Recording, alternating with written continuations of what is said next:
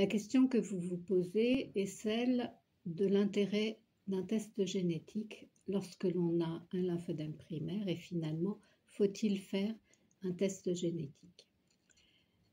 Le test génétique, lorsque l'on identifie un variant qui est responsable de votre lymphodème, va vous permettre de déterminer la transmission potentielle de votre lymphodème à vos enfants.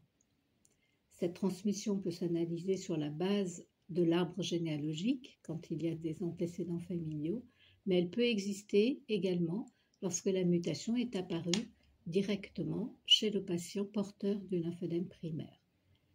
C'est là, et pour répondre à cette question de la transmission, que le test génétique paraît particulièrement important.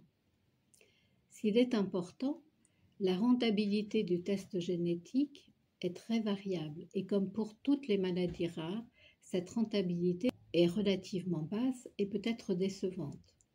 Mais prenons l'exemple des lymphodèmes congénitaux. Dans notre expérience, nous identifions une mutation qui est responsable de la maladie dans 40% des patients qui sont nés avec leur lymphodème. À l'opposé, cette rentabilité est beaucoup moins importante lorsque le lymphodème apparaît à la puberté ou au décours des grossesses.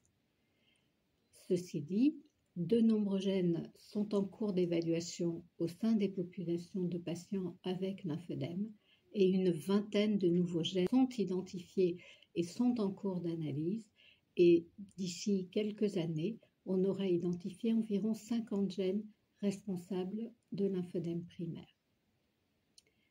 La rentabilité va donc augmenter.